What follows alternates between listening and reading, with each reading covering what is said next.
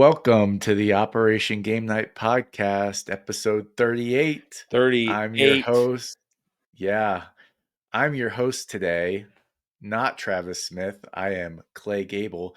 And with me, as usual, my esteemed co-host, Jared Erickson. How you doing? I like that you said did you say as usual? Like Yeah, usually he says like as always, and it's yeah. not always. I'm It's consistent. I'm flaky at best, I'm like a Pillsbury, I'm flaky. I got butter between the layers.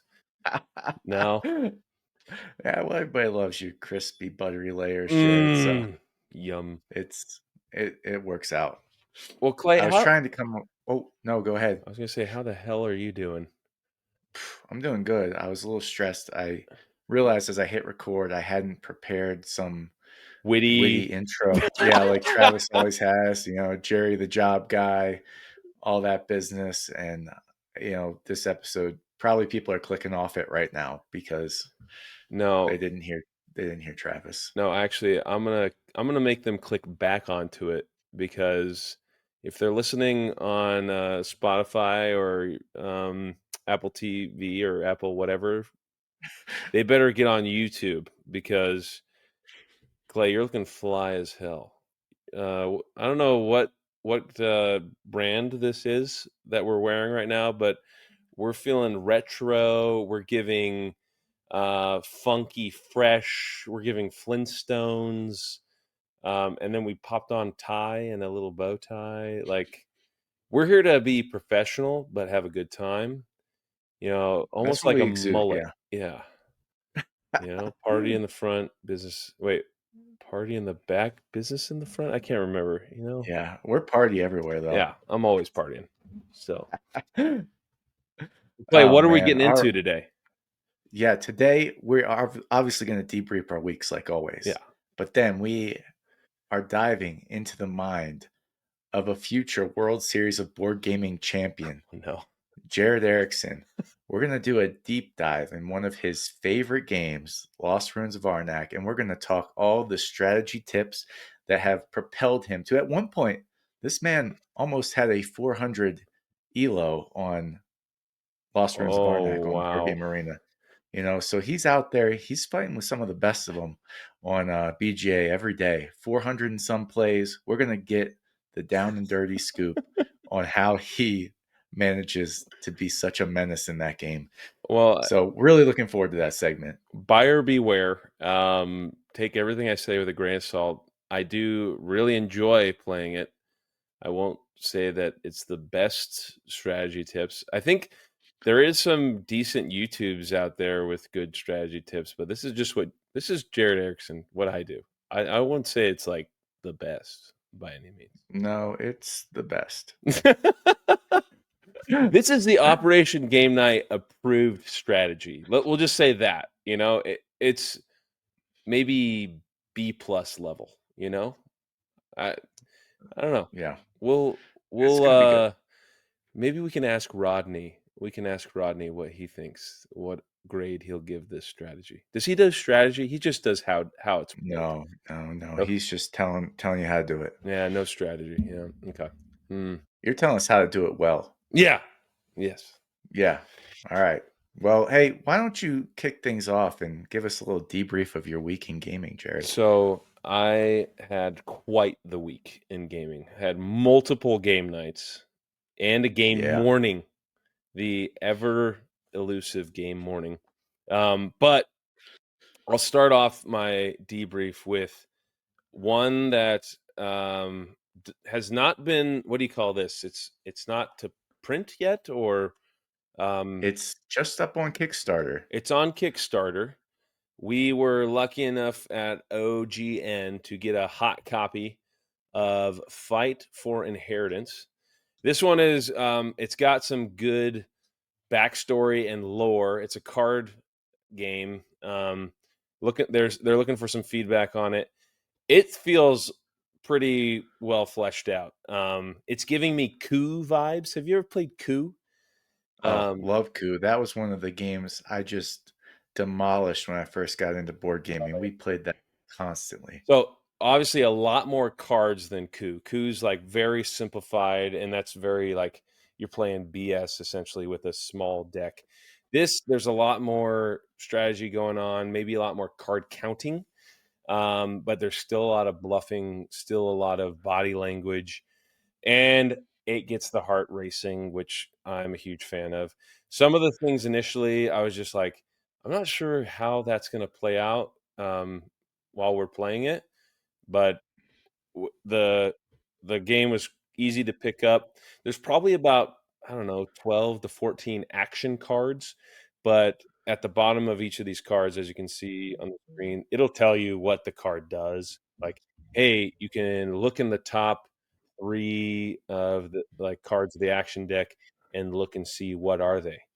So essentially, the goal of the game is to outlast all the other opponents in this competition to win the king's inheritance. That's the name of the game. Fight for inheritance. This crazy king, he's lost his mind. He's going to die soon. Who's going to win the king's inheritance? You have to outlast your brothers and sisters um, because there's assassins in the deck. Okay. So you need Ooh. to amass bodyguards to protect yourself from those assassins. Everyone starts off with two bodyguards, and another great thing about this game is it pretty much tells you in the rules. Just make up your own rules if you don't like these rules, or adjust them as needed. If you don't like two bodyguards, only start with one or start with three. I don't care. Like, play this game and adjust it to how you guys like to play it. There's a great pick of a bodyguard. He looks menacing. He's going to fight for you. He's going to make sure that you win the king's inheritance.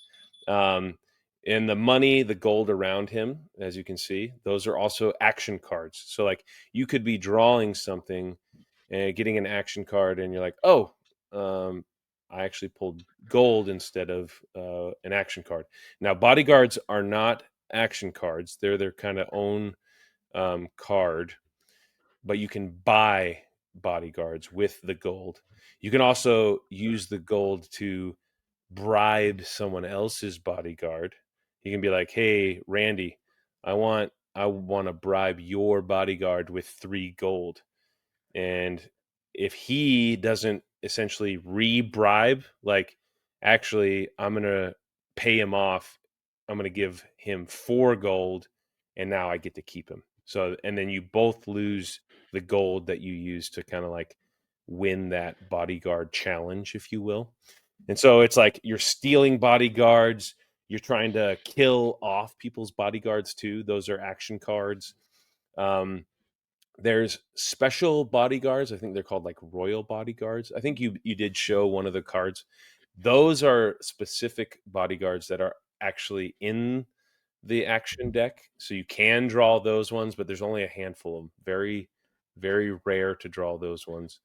Um, but yeah, it's a lot of fun. The best card, if you could go up and click that shiny one that's kind of on the far right, it's called Oh, I see the secret Secret bribe. Bribe. Okay, this one's a lot of fun. It's just this random card that you'll draw into your hand, and it's a secret bribe. You're supposed to lay it down on the table, um, but you don't want anyone to see what you're doing. So you lay it down face up on the table, and if no one sees it face up, then for 3 turns you can say, "Hey, I had a secret bribe," and then you get to steal someone's bodyguard. And but if someone sees that you had a secret bribe and they can call you out, "Hey, you got a freaking secret bribe on the table. I see it. You put it right there." Um, then they call you out for the secret bribe, and you lose one of your bodyguards. So it's like risk reward. That's what got my heart thumping. Okay. And it's got to be face up. Like, you got to have it. Well, I think in the rules it says you can kind of cover it up or kind of hide it a little bit, but we played, it had to be face up in plain sight. And so it was stressful. But it got my heart racing. I swear they were looking right at it, but it was hiding in plain sight. They didn't see it. It was like hidden right by my elbow. They weren't even looking. And then I got to steal one of their bodyguards. Um, a lot of fun. This game. Um, I, I Wow. I don't know what kind of we give Kickstarter like medals. I don't know, like a Yeah, we'll have to workshop that. uh, But I did say it was on Kickstarter. It is launching soon. So oh if that sounds interesting to you, go to Kickstarter, Fight for Inheritance, and you can get notified when it actually launches and you can back this game.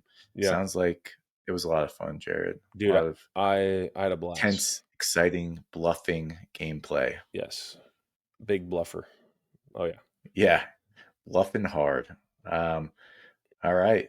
Well, Anything else on Fight for Inheritance before you talk about one of our favorite trick-taking games? no, just another shout out to was it Red Cannon? Yeah, Yep. Red Cannon Games for hooking us at OGN up with a hot copy, um, and we loved it. So, and it plays ages 8 and up, and I'm about to play it probably this week with my babysitter family. Like they have kids that range from 8 and up, and they are gonna freaking love this one. So, Oh yeah, yeah. I can imagine lying, being deceitful, oh, I mean, little cusses, man. oh yeah. Well, Anyways, let's talk about Skull King. yes. So, had Tanner back over, and Yeah. he's from the Midwest. He loves himself a good game of spades. But Skull King, what a great trick taking game. I even brought on the score sheet just to make sure everybody Oh. knows, including Tanner, that I kicked his ass last night. I got 60 points, Ooh. and he was -30, and Sarah was -10. So um, apparently, you just got to be in the positives to win. But what you do is, as the game progresses, you get more and more cards into your hand. So you are just like most trick taking games. You have to set a goal of how many tricks you're going to win, and there are suits, and you lead off with the suit, and you have to follow the suit, and if someone plays a trump card, they can win the trick. And so, at the very beginning of the game, there's only one card. Everyone's dealt one card, and whoever starts the turn, sets the suit. And if they have the green 2 and they set the suit at green, and everyone else has yellow, uh, they're going to win with a green 2. And so, but that's only one card, and then you keep going until all the way till 10. So now you got 10 cards in your hand, and there's mermaids, and there's freaking pirates, and the Skull King. And the Skull King, he's got a mermaid kink. Okay, he gets, if he sees a mermaid, he loses his mind. He falls into the water, and mermaids can mess up a Skull King, because the Skull King's at the very top. He can beat anybody and everybody except for the mermaids. But Yeah, but the yeah. mermaids, they get taken out by the pirates. The pirates, they've been on the water a long time. They're like, screw these mermaids. I've seen them before. I know what they do. I've heard the sirens song. I'm not going to fall for that stuff. And but the Skull King, he's Oh he's a man. sucker. He's a sucker. And so had a blast with this one. It's really fun. It's also really cool. One of my favorite mechanics of the game too is, if you say, I don't know, what do you call it when you say, I'm not going to take any, I'm going to take 0 Just bags. bidding zero or going nil or whatever. Nil, going nil. Yeah. I'm Yeah. not gonna win any. So if I say I'm not gonna win any, you're gonna score however many points. So however many, the round is times 10. So if it's the 6th round times 10, you're gonna score 60 points if you actually don't win any that round. And so I was able to do that last night. I can't remember what round I'll just look at the score sheet. Yeah, you have it right 7. there. I did it on round 7, and I Wow. had a couple trump too, and I'm like, I Oh, bet you I could freaking sneak these under some mermaids and some pirates, and I did. yeah, It was that's beautiful. so when you go nil, it really pays off in Skull King. But the last thing I have to say about this game, which is my Yeah. absolute favorite, is the beginning of every round. You put your fist into the middle of the table and you go, yo ho ho. And that's how you tell the other players how many bags or how many tricks you're going to take. And then you stick out your fingers like, I'm going to take 2. So you go, yo ho ho. And you have your 2 fingers out. And everyone else has like 3 fingers out. And you're like, what the hell? We only need like 4. Like there's only 4 tricks and we're showing 7. Like Yeah, somebody's in trouble. 3 people, or like there's going to be 3 people that are not going to be happy. And so anyways, huge fan of Dang. Skull King. Jared. Grandpa Beck strikes again. Okay. Yeah, you like cover your assets too, right? I love Cover Your Assets. Huge fan. Yeah. Yep. Grandpa Beck's killing it at the Dude. Erickson house. How many people did you play with? Just Just you and Tanner? no, we had 3. Okay, One of my nice. friends that's in my class here in Maxwell, she came over. Nice. So we Was had she, was she a spades player or a she trick not taker? as much. She's from the Yeah. Pacific Northwest, but Okay. she caught on super quick. I mean, she's played a lot of hearts, she said. So Okay. Yeah, yeah, yeah. I mean, if you played a trick taking game, yeah. any of them, you can pick this up pretty quick. Did they enjoy it? Oh, everyone loved it. Um, Did they put it in their Amazon cart? I told them to. If not, I might Yeah. just have to send it to them for them. Yeah. So Oh, that's the true test. Usually a small game like this, if it really pops off, yeah.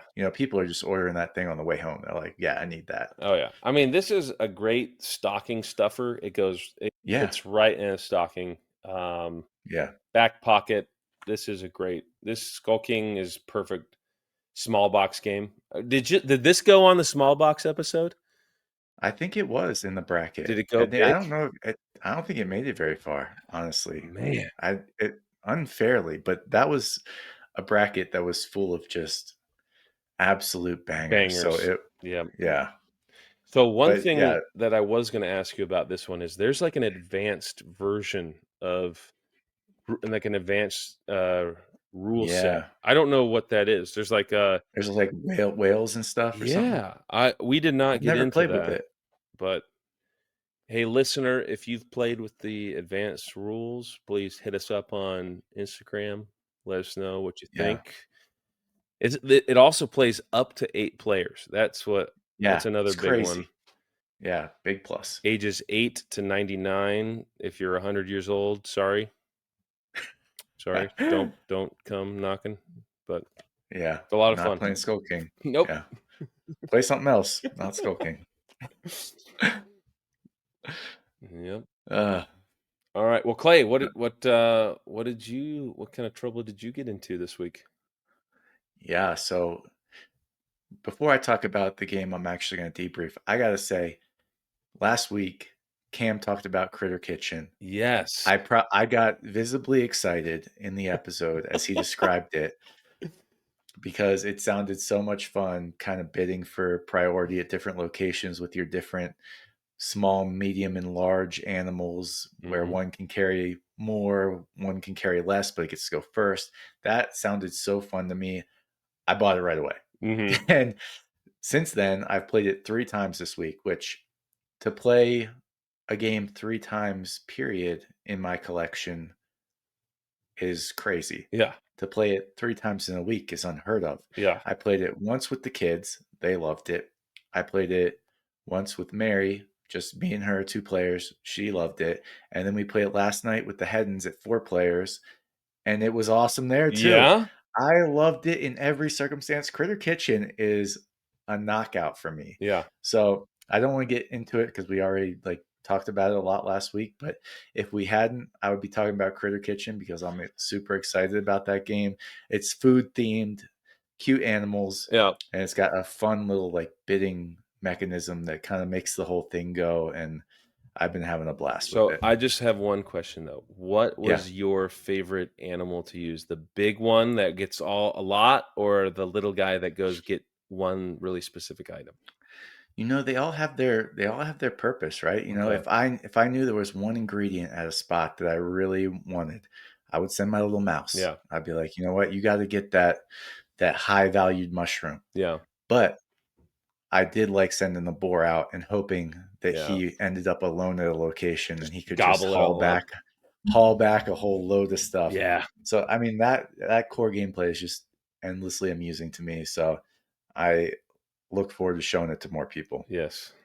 Yeah. We Uh, were chatting on the portal this morning with Mason, and he seemed to really be thrilled about Critter Kitchen. So yeah, that's yeah, definitely great family game. yeah, I'm all about it. But I am stoked to hear about Foundations of Rome. Yes. So it has been a long time since I played Foundations of Rome. I don't know why. It just sits there in this massive It's box that's huge. hard to ignore. and and somehow I've ignored it. It just, fell out. I played it probably like 20 times in the first year I got it. I loved it. I still love it. But last night, Scott and Brittany were coming over. I'm like, you know what? I kind of want to have a little bit of a spectacle, you know? Yeah. And this game is a spectacle, all right? Oh, it's beautiful. The production on this thing is amazing. Each player gets their own little carrier that has all their little building pieces in it. It's And these are gorgeous. massive building miniatures. I mean, and it just all fits so nicely in there. They all have their little indented slots that show, what rewards you get when you end up placing them out in the middle of Rome. But before I go too nuts on the production, the production's crazy. All right, this game's a 1 point something weight, and it's got the production of like a crazy CMON game that's gonna cost you $300. Yeah. So I like that. I don't think that only big heavy games should be rewarded with an amazing tactile Production. Yeah. experience that draws you to the table. This is a lightweight game that has the table presence and tactility of something you would expect in a heavier game. And that's why I got it. I was like, you know what? I have all these games with all these cool minis, but no one will play them with me because they're too hard. So I got this. I was like, this game, I get that same feeling of getting to play with cool toys. Mhm. And I can also teach it to anybody because what you're doing is really simple. On your turn, there's a shared map of Rome. It's like a 9 by 9 grid, and each spot on the grid has a number and a letter like A5, B5, and those are lots of land that you can purchase. And on your turn, you can either purchase a lot of land by claiming it from the deed row, and then you put your little lot marker on it. Say you have a couple lot markers out there on your turn, you could also remove your lot markers and replace it with a building of the correct shape. Or if you're out of money, you can take income, Mm. which you always can take 5 coins and then you get more coins based on how many commercial buildings you have out. So it's a really simple core gameplay where you claim lots, build buildings, or take income.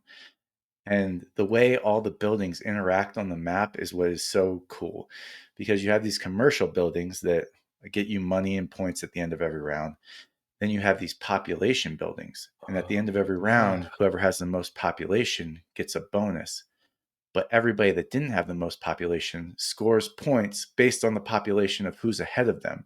So it's this like interesting little jockeying position on this population track. Um, so that's why you're putting out the population buildings. And then the last type of building are civic buildings, which these are the most interesting buildings because they get you points based on what they're adjacent to. Mhm. So if who I'm playing with, they built all these beautiful people buildings out there, I can just plop my little civic building that gets me points every round for every civic building it's next to. No So matter you're what, all no matter whose they yeah, are. even your own. Yeah, so yep, so even your own. So it's so cool the way, you know, everything you do matters and you're trying to see what other people are doing Yep. and just trying to sneak those little civic buildings Oh, in where you can get some points off somebody. It is just such a fun game that Yes. is so simple to teach and has an amazing table presence. I I want to play it again and again now after just playing it. Oh, It can feel a little overwhelming at times, like, the gameplay is so simple and fast, but there's a lot to think about on your mhm. turn. You know, when you look at those, I think there's 6 lots up for that you can buy like at any time, Yeah. and you have to kind of like see where all those lots are on the board. It's like, is that adjacent to one of my other lots so I can Mhm. make this big building that's going to be worth a ton of points, or do I want to get this lot that's over here next to somebody else's little district because I want to mooch off of their hard Yeah. work? You know, there's just a lot to think about when you're buying those lots of land, and like what type of building you want to put out, where. But yeah, Foundations of Rome, great game. Yep. Way too expensive for what it is. But you know, if you want to have something that's gonna get people's attention and you're able to actually teach it to them, this is a great game. Yeah. And if the gameplay sounded fun and you're like, but I don't want to spend a fortune for all these fancy components, they just came out with Foundations of Metropolis, Oh. which is the same game, but in a regular size box. I think it just has tiles you put out instead of these big minis. But Oh. so now they have a much more affordable version of Foundations of Rome and Foundations of Metropolis. That's But awesome. it's a great gameplay, pretty quick. We played 4 players, probably about 60 minutes. Click on, Yeah, buy a copy. Is any, used copies, cheap? Can you where's buy a the copy? green button on Oh, BGG. That see, this is yeah, where I, yeah. Jared, go to see is this, scroll up a little bit. Geek Market is looking tough. Okay, this is $300 used. Yeah, Oh my that's a tough gosh. pill to Okay. swallow. Yikes. Okay. Hey, here, there's an English one for 200. All right. Okay. Yikes. Yeah, those were other countries. So you're not So getting rid of this one, right? Like, I'm not getting rid of this one don't because you I dare I quit got it your on their website for like, I think I bought it for like 140 from their website, wow. but I don't. It doesn't have like. I mean, it's tricked out. It's got all the minis, Yeah, that's but they true. also had like an even more tricked out version with like metal coins and Mm. expansions and things. So you can really. Clay, Um, if you're ever considering getting rid of this game, don't you dare. And you give me a call, okay? okay, And okay. then also Mary, I want you to hear this. This is an investment. Did you hear that? He bought it at 140. And now we're looking at 340 pounds, 340 pounds. That's UK right there. So, I mean, these are investments here. Jeez. But Yeah. I'll look at Foundations of Metropolis. So, that's awesome. Yeah, no, great gameplay. Yeah. And again, like I said, I love the fact it was polarizing that they made such a light game so expensive. Yeah. People were like, what the hell? Why would you make a game that's a 1.8 weight on BGG cost $150? No one's going to buy it. Yeah.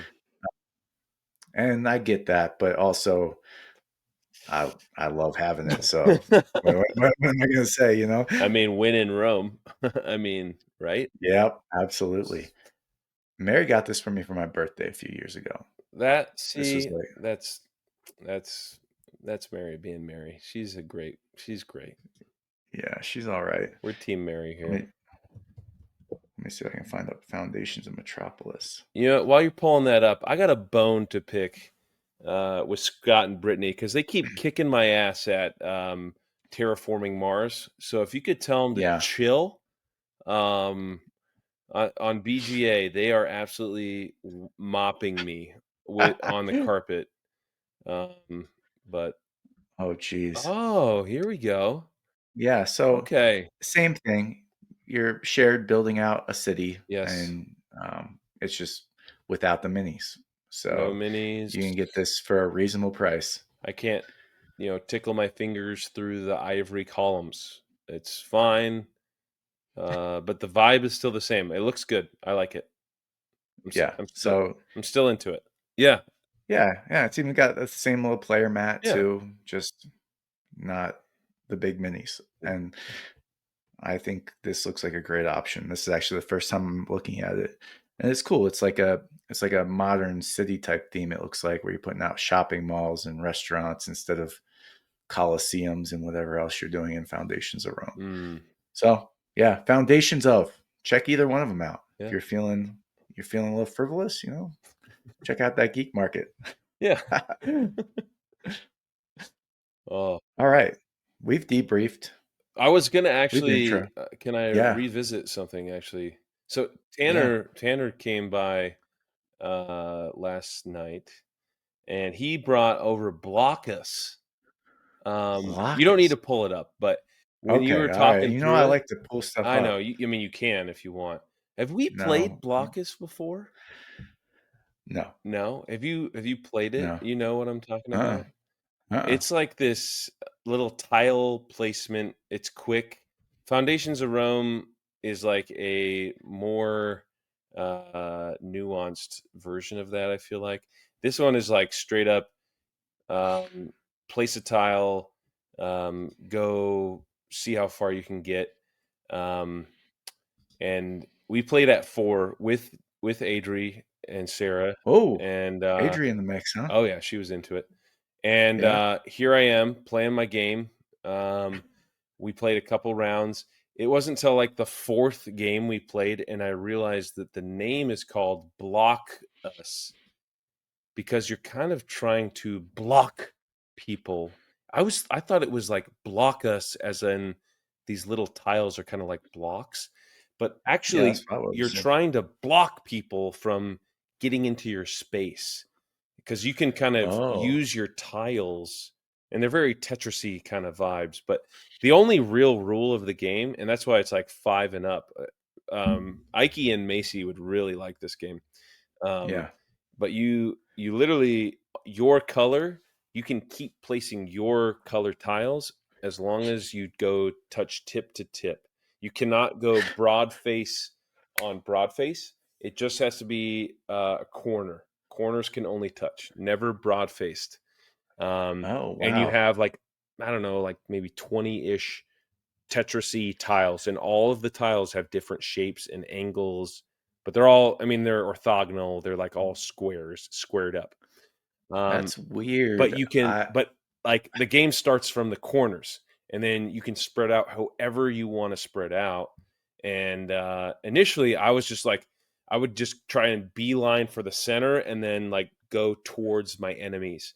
But Tanner, he's the one who brought it, and he would like kind of turtle up. He was more defensive, but he kept winning. And I'm like, what the hell, dude? Um, I don't know what that picture is. Oh, these guys are just doing art. Um, Yeah. but Out of here with that. then that's when I realized that the name of the game is Block Us, and you're trying to like block people out. And so he was being really smart about it, and I was not. And so he absolutely throttled us and block us, but don't sleep on Interesting. this one. So you can like go to the other players' areas, and then as long as you're going tip to tip, you could slip into their areas Oh and my God. Yeah, it start looks like, spreading out blue and red have really intermingled big in time. this photo here. Yep. Yeah. They've gotten all up in each other's business. Yep. Red, like where your mouse is, like red could slip even more into blue, and just start moving Right in there. anywhere. Yep, right there. She can go tip to tip and slip right into that open space. And Travis is going to hate me talking about tip to tips and slipping and all that. So Yeah. cut that, cut that, cut that, cut that, cut that. I won't cut it. I'm in charge this week, Yeah, Travis. it bow ties are on. Where are you anyway, Travis? What's he doing? I don't know, man. Come on. He didn't really even tell us. He's just like, yeah, I can't these next like month. You know what he's Was he doing? moving from Germany or something? He's trying to soak up his last few hours over there in Europe. I don't blame him, you know? Yeah, Don't blame him. yeah. But this is what happens when our fearless leader runs away. when the cat's away, the mice will play, kind of thing. Yep. That's what These mice are playing. we're. Wait till he finds out where you're taking us through a BGA tour of I Lost Ruins of Yeah, Arnak. this might go horribly bad, but I'm into it. I think it's gonna go well. I'm Should we go excited. to it? I let's Should Are we about should to we do go the on the main mission? event? Is that what he's Yeah. no, wait, the main objective. So let's roll out. Mission objective. Yeah, what is he kind of gets he's got like a deep voice. He's like, "All right, Yeah. did we do it?" No, wait, that's at the end. He does that one at the end. Yeah. Um, Yeah. are we ready to roll out? Hit hit the mission Are we objective. That's ready what he to hit the says. mission objective? You betcha, Yeah, Travis. let's do it. I mean, Dad. All right. You know what? Let's just go ahead and bring up a little bit of your credentials here. Oh, what? I talked on the beginning, but we're talking about a guy who's invested a lot of time Oh my in the gosh. Lost Ruins of Arnak. Oh, So wow. 421 games played, 189 victories, currently at a 288 elo, but you can see here I he was cresting towards 400. I don't know what's been happening as I of I late, think that's when but Gemma was born, and then yeah. it's gone down. But, you know, this is the guy who's earned his stripes in Lost Ruins of Arnak, and he will beat your average person to a silly pulp like he does to me and Travis and every other person that isn't a BGA enthusiast like him. Gosh. So it's time to get into how you think about Lost Ruins of Arnak and what you're looking for as you play this game. So if you would like to, I'm going to turn it over to your screen share Oh, here. yeah. Well, what we've done here, for the listener and poor Travis is we set up a quick game on BGA just to show back and forth, maybe the starting first couple games of Arnak. I'm not going to like teach you how to play Arnak, but maybe what I think about while I'm playing Arnak. So this isn't like if you want to learn how to play, go Rodney will teach you how to play Ryan, how to play this game. But so maybe this is like a 200 level course. Maybe this is not a 100 level course. Um, so the bait, like real simple though, you should know that you start off with 6 cards, but you have 6 cards in your hand or in your starting deck, and you start with 5. So every time that I see my hand when I start the game, I'm always like, okay, what did I start with? How many fear do I have? And how many compasses do I have? That's like really what I look at when I look at my starting hand in Arnak, Okay. because that tells me if I'm going to be able to go to the middle area this round or not. And it also depends on if I'm going first or second. I think in this game too, you're more likely to win if you go second. I don't know. Oh, I think that's the case because there's almost like a second mover's advantage type vibe going on, because I get a compass if I go second. And you can see my screen. Clay is going first, so he gets. yeah, I'm gonna do something. I'm gonna do something quick. Probably ill-advised. This is not a strategy you would go for. I'm selling some coinage and I'm gonna buy a card. I mean, you can do that. Um, I, I'm gonna buy the machete sure. because I always spend as much money as possible whenever visiting the market. Yeah, I mean that's what So Clay would that's do. my strategy. Yeah. So now let's get to what you're doing. Um. So Clay, he did not block me on any of the camp locations down on the bottom row, which that's beautiful for me. Oh But shoot. I, so I go second, and I did get my 2 compasses. So this is good for me because I could sell my 2 compasses, and now I can travel to the middle row this round. And Clay can't block me because there's friggin' 8 locations for me to go to. So I'll Yep. save that for my second archaeologist because he can't block me. So where do I want to put my first archaeologist? That's where I'm going to go now. So he didn't put anyone down here, so I'm going to choose where I want to go. Honestly, Clay, I wouldn't buy a card first. I would try to get a freaking arrowhead or a ruby first. And honestly, Okay. and this is what Dallin always does. If you're a listener, longtime listener to the podcast, Dallin is my play buddy that I've been playing Arnak with for about 4 years nonstop. Every day I'm playing Arnak with Dallin, and he kicks my ass more than 50% of the time. So really, you should be interviewing Dallin. But me and Dallin, essentially, it's a race to see who goes here to get the arrowhead, unless Okay. there's some key cards up here to buy. One of the what are these? The artifact or the item cards? Yeah, Yes. and I wouldn't say the machete is one that I would shoot my shot on. Um, just throwing that out there. Well, it cost 4, so it had to be good. Maybe, I don't know. One I would shoot my shot on is the airplane. The airplane is awesome. That one lets you travel to um, any location for 2 compasses less. That one's huge. So you could go Holy to one of cow. these middle locations, discover a new site for only 1 compass. That's huge. So Yeah. I would have done what you did if it was the airplane, but not Okay. today. So you know what you're looking for up So you there, kind and of if it's not there, you got to read the tea leaves. So okay. today I'm going to go for the arrowhead, and Okay. and then I'm going to let you decide what you're going to do now.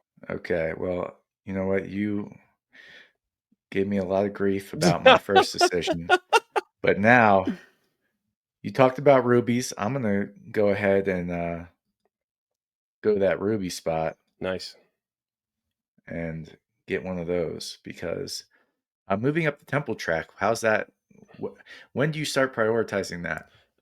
So honestly, the first round, not as much unless you see certain assistants that you really like. Um, Okay. Something I like to do is look for ones that kind of pair well with what cards are shown too. Maybe I don't know what her name is. This assistant, this lady right here, that you trade in a Okay. gold for um, an arrowhead or a ruby. I Okay. really like Yeah. this lady. She is great, but she will suck you dry for money, right? So you need to make sure that if you get this lady, you better have cards that will feed you cash, or else when you get to the higher levels in the research track, you're going to run out of cash, and it's going to hurt you in the long run. So be careful with this one. I don't know, this assistant who lets you buy either an item or an artifact for 1 less is nice. Maybe not one that I would rush to block you out of. Um, so I'd say the most valuable assistant in my eyes is the assistant that gives you 2 gold. And then when you upgrade the Oh, assistant, it gives you 3 gold. That's probably my favorite assistant. So if I see that assistant, I might try and position myself to get an assistant first round, which is kind of hard to do. yeah. You have to go to the middle level and to be able to do that. I might try and get to the middle level this first time to see if I can snag this pretty lady. We'll see if I can do it. I don't know if I can, but um Oh, you can do it. let's see. Where am I at? I I have already moved one of my archaeologists. I have one to go. I have 3 compasses, and the only travel I have is a boat. Um, what I could do is I could go to this location, this boat location, which would give me a compass bonus, and that would set me up nicely to research this research space, which would give me a compass and or I'd have to pay a compass and an arrowhead to go there. Yeah. I could also go to this location, which upgrades that arrowhead to a ruby to go here. It Okay. gets me the same outcome, but I actually prefer a compass arrowhead vice a ruby because if you go to here, it gives you more options. You can go to either one of the next locations. That's maybe Oh my gosh. another You think option about all that. another option to think about, Clayton. Give Okay. yourself Wow. give yourself more flexibility in the future stages of the game. So, I never even looked at that. yeah, I don't know. Like set maybe what can we summarize what we've talked about so far? Set yourself up for traveling to the middle row as much as you can. Set yourself up for flexibility. Okay. Look for key cards or assistance. Maybe those are like my first round kind of things to think Okay. about. So, and again, we kind of talked about this with Vic on his podcast. Um, when I decide to travel this location, I don't know what's about to hit me. So now you just have to react to whatever happens. See, now I'm flushed with fear. I have a lot of fear. I have another ruby, and it's scary out here, but we'll have to Okay. figure out what to do from there. But I did just set myself up to get an assistant though, because now Oh, look, I could go ruby to push up my eyeglass and arrowhead compass to push up my booklet. So I wow. could get an assistant this round if I wanted to. You're getting a lot done in this first round. I think I'm gonna go ahead and I have a ruby. I don't Send like it. holding on to things, so I'm just gonna go ahead and push myself up this track with little options. Yep. Um, and that's my turn. Okay. I I'm gonna I'm gonna go take my own advice and move my eyeglass here to give myself more flexibility. The one thing I don't super like about getting the assistant the first round is it's going to cost me a lot of cash and then I can't invest in cards. So what you were talking about is actually very profound, Clayton, earlier Oh, is yeah. investing in these cards, getting that machete this first round can help inform your strategy like later on in the game. Like investing in cards early pays dividends later on in the game, like big time. Because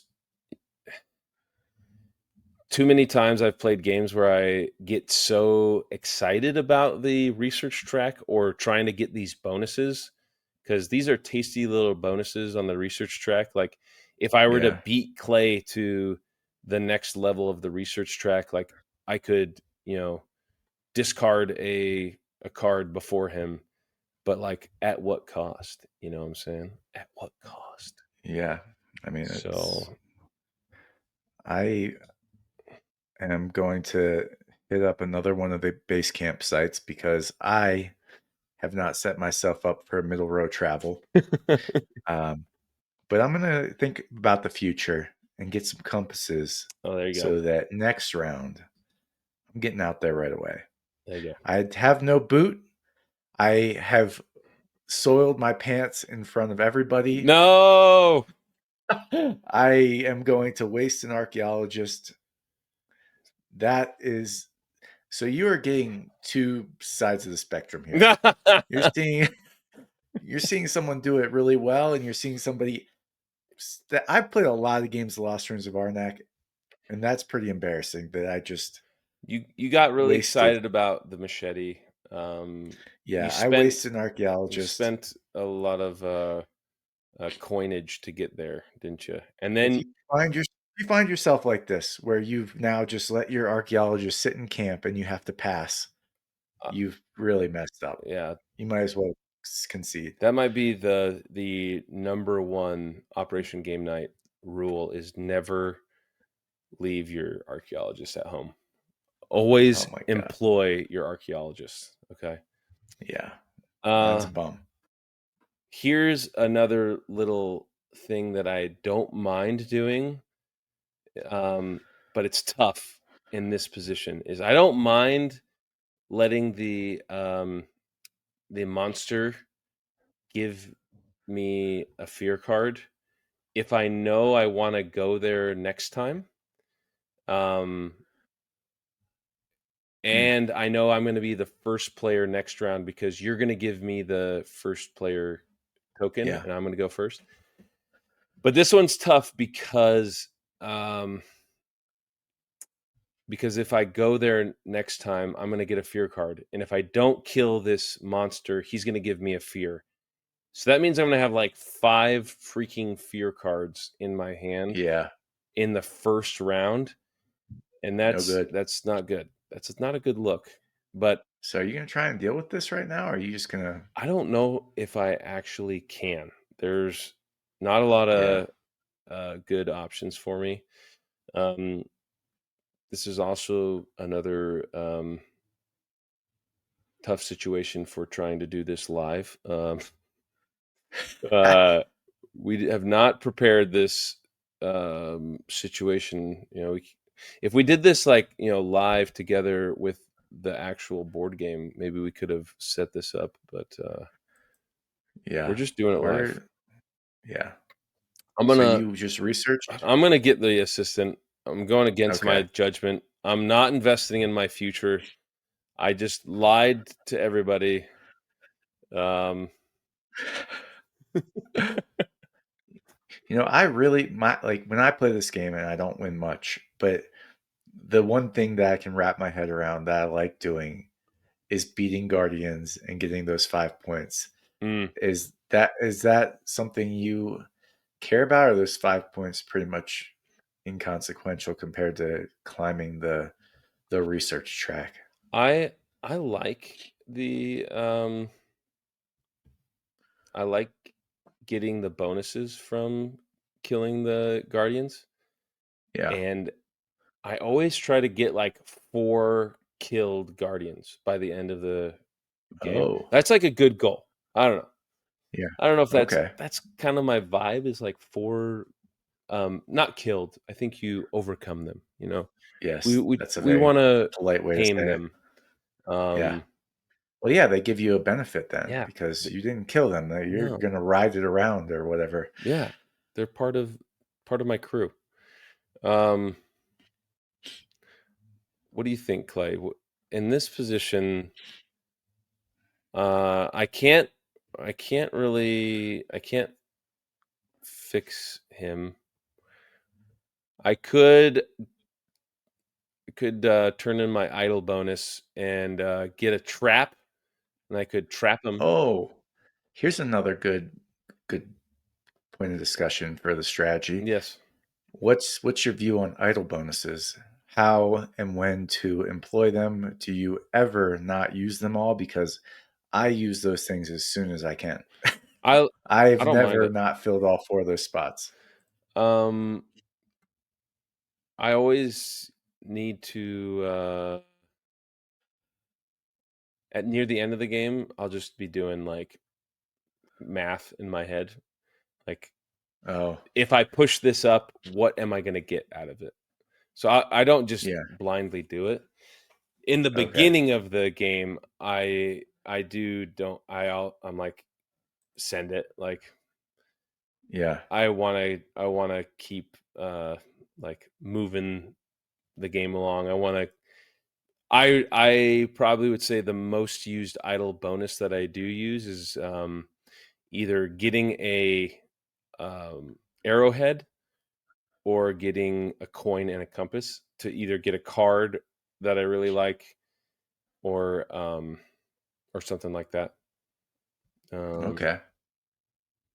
let's see. Instead of going back to this middle row and getting another fear card because I already have so much fear, I'm just going to use my bear trap, and so I can get the free um, idle bonus and kill one of my 4 guardians that my goal is. So So wait, what's the bear trap do? the bear trap, you do have to discard it, but you automatically kill a guardian that is at an empty location. Oh, And okay. Nice. but anyways, what else could we talk about? We're not going to play this whole game, Clay. No, no. I just want to be clear. Yeah, no. I was trying to find a good way to Transition figure here. out I where we should quit Here's and another what thing else that I can also help like to you. do. I like to invest in item cards that let me get more compasses. I feel like compasses are like a critical, I don't know, it's like a center of gravity if I were to use some more military terminology here. Yeah, Um, like this automobile is nice. It's tough because this costs a lot. yeah. This chronometer also nice. Like, I do like investing in things where like you can pass to gain big things, and like um it's tough though because any time you have to pass with a card to gain a big reward, it's like you're shorthanding yourself. And I am all about deck builders where you're drawing a lot of cards and Oh, yeah. building a big old engine. So I'm really drawn to drawing a lot of cards. But I feel like something about compasses that really get me going. But Okay. Well, so couple more questions for you. yes, The artifact cards. yes, How often and how valuable are they, and how often you try to get those? Because they cost compasses, which I are, know. prized possessions there.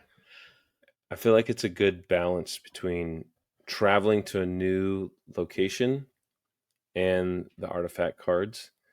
That's why I feel like I need to phone a friend to get Dallin on the phone. Um, because he, I feel like he's got it down. I don't know if he Yeah, goes, I feel like he prioritizes the blue cards over going to a new spot really. because I think eventually blue cards that he gets will eventually help him travel to more new I mean, they got locations. airplanes. They got airplanes. I find myself only looking at the blue cards when I have nothing else to do. Yeah. And I do like that they give you can play them right away. Yes. So they give you But immediate it bonus. yeah, but it does suck when you have to pay that tablet to use them the next time. Yep. So I don't know. I've never really gotten a good feeling. Like I said, I usually just do it when there's nothing else I got going on for me, and I found myself with a lot of compasses. Are you phoning a friend? I might have to I might have to phone a friend, but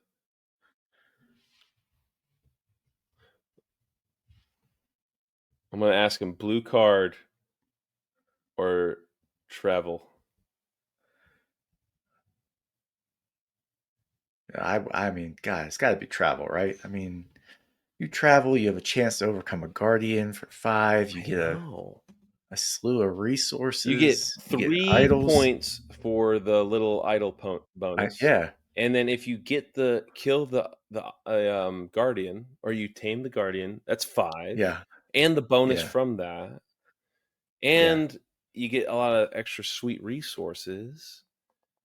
Like, yeah. dang. I So can't see spending on this really, I know, unless I just went nuts with compasses somehow. I know. If you, Well, here's another travel discussion. When are you looking to go to that top row, or do you even care? Would you rather go to the middle row a bunch of times versus go to the top row? I love the top row. I Yeah, think I try to hit the top row, maybe, uh, night 3 or 4. Uh, some really, really good players that I've seen, I can't figure out their strategy. They always kick my ass, so maybe I need to change my strategy. Some of Yeah. them can get to the top row night 2. Like, Really? yeah. I don't think I've ever seen anyone maybe. I mean, I guess it wouldn't be I don't that know if it's hard. If possible to get to the top row night 1, but I've seen I people don't do know it if it night is. 2 for sure. A night I could do it night too, but I feel like I would have sacrificed a lot. I would have, you know, went to that little compass campsite twice in a row. I wouldn't have spent any compasses, and then, maybe by the end of night two I had six. Yeah, I don't know. yeah. Um, I could see how I could do it by completely ignoring everything else, but I get the feeling that these people aren't ignoring No. everything else just to go to the third row. To get to the top row, you definitely need to get a lot of, um, research bonuses. You get a lot of Yeah, compasses from your eyeglass moving up, and then you get a huge 3 compass bonus once your booklet gets to above this level, which is what I don't know, like 5th level up. So I don't yeah, usually get there until night 3, 4. Like it takes me a dang, while to get it up there. And at that point, you've already upgraded your assistance twice. So hopefully, you've got an assistant that helps you travel or gives you good compasses already. Because a lot yeah. of the assistants already give you compasses. Like most of the assistants have a compass built in. Um, so Mm, I don't know. I might have Dallin might have to. I don't know. He won't. He probably won't give me his strategy because then yeah, how I can't imagine he will. I'll just reverse psychology him and Yeah, maybe I'll start winning for a change. But I'd be interested it's to worse see than like what does Dallin do because I feel like he definitely has a way to do things. And when I did play with him live over Christmas, which was an absolute blast because we played with the expansion and it yeah, changes everything. The expansion is so fun. Um, Like he was like, "Oh, I love that card. Every time I see that card, I love it." Which for uh, me, I already mentioned the airplane. I also love the dog card, and I love a good yeah, dog. But the dog gives you a compass and any of the bottom row that's unoccupied. Oh, great yeah, dog card, yeah. great. So that one could Um, potentially give you 3 compasses in one card, which whew, is incredible. So yeah. Okay, my last question before I'll quit picking your brain on this game. Um, Research track. How high do you try to get? Do you have a goal for every game? Do you always want to be trying to get your compass up into that, top row there? And because you can get a lot of points when you get to the top of that track, yes. especially if you then can also grab some of those tiles, those like 11, 6, and 2 point tiles. I would say when me and Dallin play together, um, if we both don't make it to the top row up here, Yeah. we both know it was a bad day. So we're both making it. We're both making it to the top. I would say usually we're getting a bonus tile from the. I don't know what these are called. What are these Okay. called? Golden temple tiles. Temple tiles. Okay. Yeah. I've had Dallin get to the top row, get both of the golden temple tiles. No, Yes. that's crazy. He's dropped 3 figures on me multiple times. Wow. That's what I'm saying. Oh my God. We should do a part 2 and Yeah, Dallin we should be we on will. this. Okay, So, so that's your eyeglass getting up there. Do you care how far your book makes it after you get your um second gold assistant or so no? points wise, your booklet's not getting you nearly as many points. Like, so if your eyeglass gets to the second highest location, you're getting 12 points. Uh, Yeah. if it's getting to the one below the top row, you're getting 16. So that's a 4-point jump going one spot. If it Yeah. goes one more, that's a 7-point jump. So it's like exponential. It's like not completely exponentially, but kind of, right? You're Yeah. growing tons each time you're going one more step, but it's getting harder and harder each step, right? Like Yeah. that very top row is a ruby compass and a gold, and Yeah. that can be tough. But by the end of that, um, by that time, maybe that's night 4, maybe it's night 5. Um, your your assistants should definitely be fully. They should be flipped over to their gold side. They are humming. So you're always getting 2 gold assistants. Oh, 100%. That's a minimum. But Oh, maybe booklet chills out, and maybe you don't necessarily get booklet all the way to the top because yeah, sorry, I lost my train of thought. That was my ADHD, sorry. Your booklet only scores 2 each time it goes up. It goes yeah. 2 points, 4 points, 6 points, 8 points, It's 10 points. linear. It's linear. Yeah. Did you teach math? I I heard you. I probably could heard have. you guys talking about you guys bumping elbows about being combative instructors at the Air Force Academy while I was teaching math, being a big nerd. Yeah, Thank you to freaking nerd. my You hear me bow drop that tie. linear on you? Yeah, you Yeah. dropped linear. I loved it. So yeah, it's linear. So you don't get as much. You Okay. don't get that extra bonus.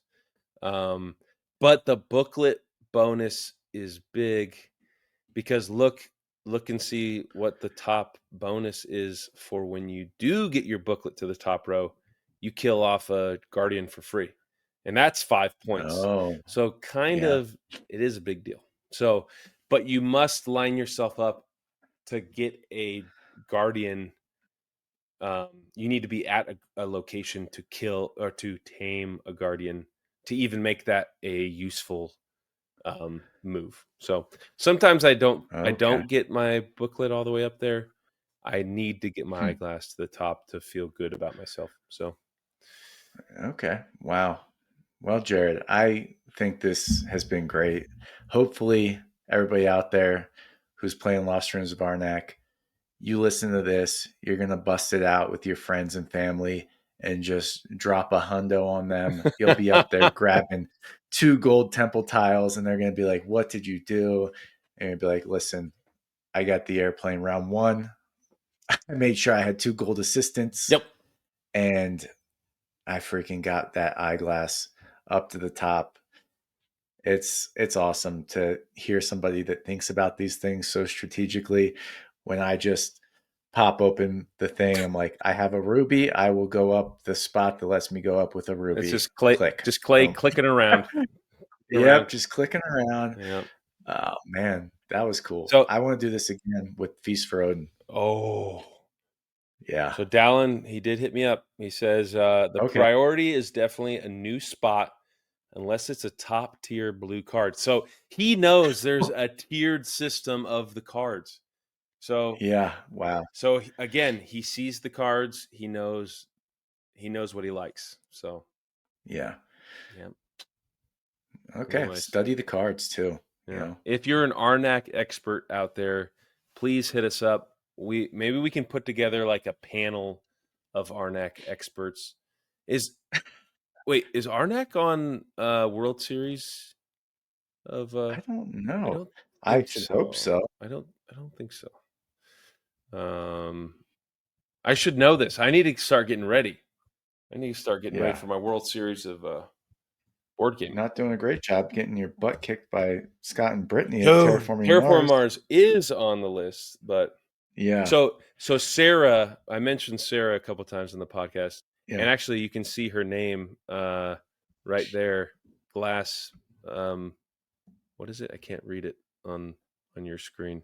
Mm. Glassbane? Glassbane. She is one of my helpers training me on Terraforming Mars. I got her hooked up on Board Game Arena, and we are Yeah. playing some Terraforming Mars so I can get some more reps and sets. Yep. But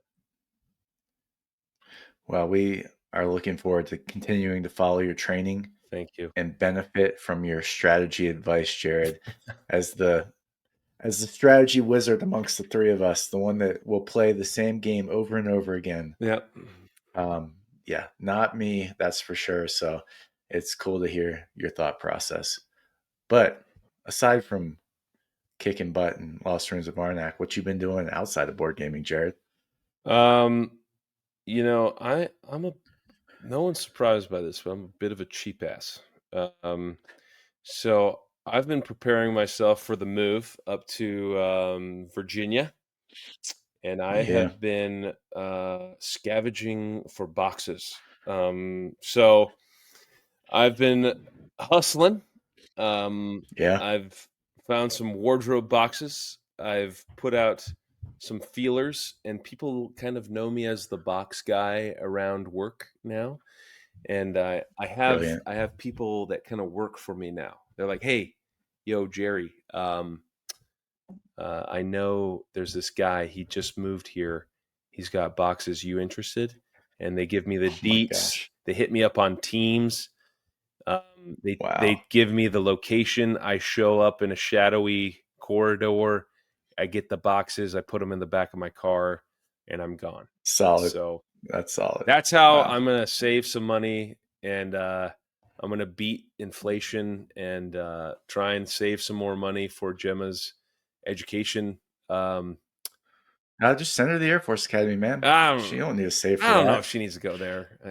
Are they gonna have a Space Yeah, Force Academy or what? hopefully. If there's a Space Force Academy, bet.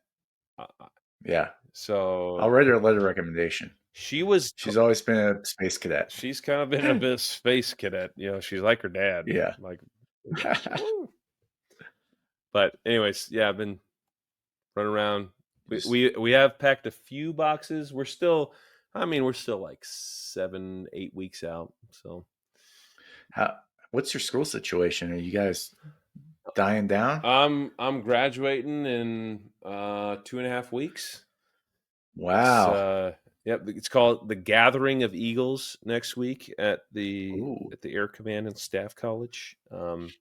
We have some nice. air power enthusiasts coming to tell us about the great things that they did to better uh, the air and space forces. So I'm Nice. ready to learn and soak up some knowledge, and then we graduate the week after that, and then I'm going home for a little bit. So Utah? yeah, going to Utah. Okay. Probably gonna have to pack a few small box games. Am I right? Yeah. Grandpa Beck's coming home with me for sure.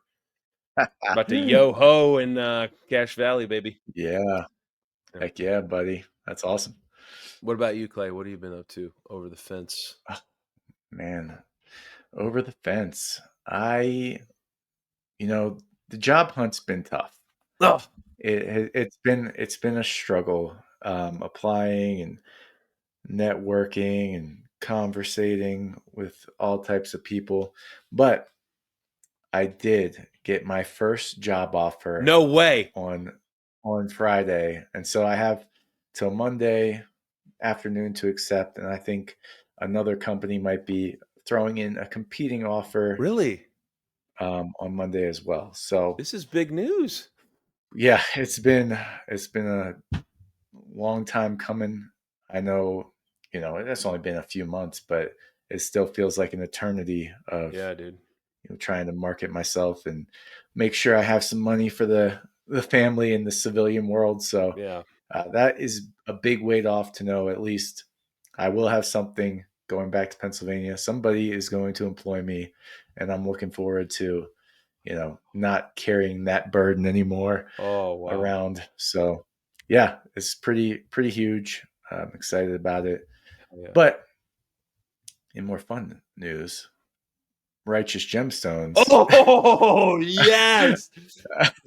Did you finish it? uh, is there one more episode tonight? I don't know. So, Adri and I are actually we are, I think, on episode, like, 3 or something like that, Oh, and okay. it God, is man, it's good. so good. Oh my It's gosh. just it's such a freaking hoot. I don't know how they write that stuff, honestly. Like Danny McBride is Oh crazy. my gosh, yeah.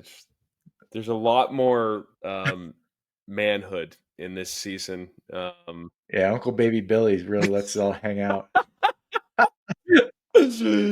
Yeah. I was feeling not so good about myself after seeing Uncle Baby Billy. Hey, I think Adri even said, she's like, "That's gotta be fake." Mary thought too. I was like, I don't know. Cut It that, cut that, looked cut real that, to cut that, me cut that. as an expert in the subject. Next week on Operation Game Night, this is Yeah. But yeah, been loving Righteous Gemstones, and Brooks started watching it Mm, and he's loving it too. I think he's through season 2 now. yeah, And so the younger generation's even appreciating that little offbeat humor. yeah. And I finally started watching Severance. Well, I mean, I shouldn't Oh, say finally because Mary and I quit it the yeah. first season like halfway through. But after everybody's been Oh on my about it, I was gosh, like, yeah. maybe it's worth it to just push through. Yeah, And the first season was awesome. good. And now we're in season 2.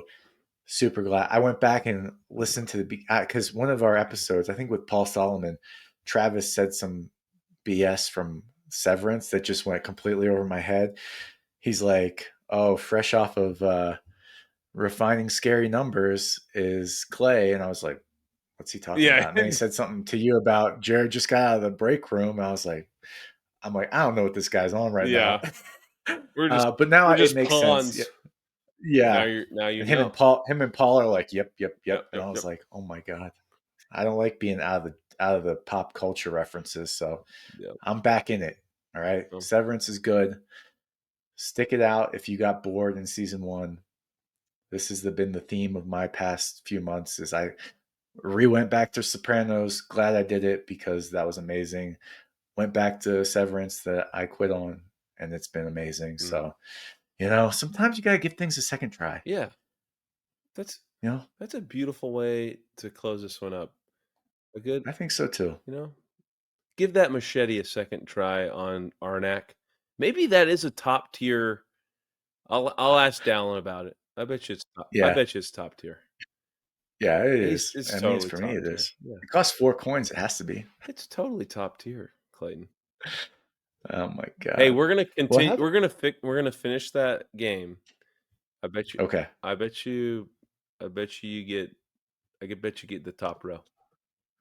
Jared. I want to remind you that in the first round, I only used one archaeologist. I think I've pretty much soiled myself. I don't know that there's any way to come back from that. No, no. Actually, you need to call It, Dallin then. Dallin, maybe Dallin can coach you through it. Yeah, yeah, if he can get me out of this hole I'm in, then he really is the goat. he is the goat. Yeah. Well, how's Travis end this thing usually? What's he say? Like, He has been Clay, and I have been Jared. And hit that button, Clay.